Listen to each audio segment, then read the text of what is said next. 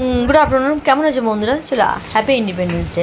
তো আজকে আমি কিছু তোমাদের সঙ্গে একটা রেসিপি শেয়ার করছি। তো আজকে ইন্ডিপেন্ডেন্স ডের জন্য আমি একটু পনির ফ্রাইড রাইস আর চিলি পনির বানিয়েছিলাম। ঠিক আছে, তো ফার্স্টেই আমি চালগুলোকে ভালো করে ভিজিয়ে রেখেছিলাম।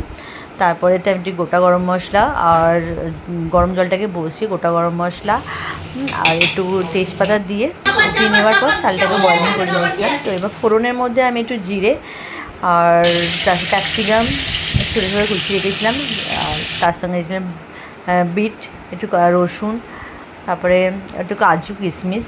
তার সঙ্গে এই ফ্রায়েড রাইস যে মশলাটা এটা আমি কিনে এনেছিলাম, খুব সুন্দর টেস্ট হয় এই মশলাতে। তো এইসব সব কিছু মশলাগুলো দিয়ে একটু পনিরগুলো দিয়ে হালকা করে একটু ফ্রাই করে নিয়েছি। নেবার পর তারপরে রাইসটা দিয়ে দিয়েছি ওর সাথে, দিয়ে ভালো করে হালকা করে নাড়িয়ে চাড়িয়ে, কিছুই না, খুব সিম্পলি। আর আমার টেস্ট মতন একটুখানি নুন দিয়ে দিয়েছিলাম, যাতে তোমরা তোমাদের মতন টেস্ট অনুসারে নুনটা দিও। ঠিক আছে, তো নুনটা দিয়ে পর ফার্স্ট ভালো করে একটু নাড়িয়ে চাড়িয়ে তার মধ্যে একটু ঘি দিয়ে দিয়েছি। আর ঘিটা হচ্ছে খুব ভালো টেস্টিও ছিল, এটা বাংলার ঘি ছিল।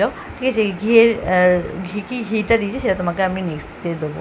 তার সঙ্গে একটু আর একটুখানি আমি ফ্রায়েড রাইস ওপর থেকে মশলা একটু সরিয়ে দিয়েছিলাম ঘিটা দেবার পর, দিয়ে ভালো করে কড়াই নাড়িয়ে ছাড়িয়ে নামিয়ে নিয়েছি। এবার আমি একটু চিলি পনির বানাচ্ছিলাম। তো তার সঙ্গে ফার্স্টে কড়াইতে আমি একটুখানি যে রসুন আছে সেই রসুনকে কুচি কুচি করে দিয়ে পেঁয়াজ আর ক্যাপসিকাম দিয়ে দিয়েছি, আর তার সঙ্গে কিছু টমেটোও দিয়েছি, আমি ছোটো ছোটো করে কিউব কেটে রেখেছিলাম। আর তার সাথে ওইগুলো হালকা করে নাড়াচাড়ার পর তারপর একটু পনির দিয়ে দিয়েছি।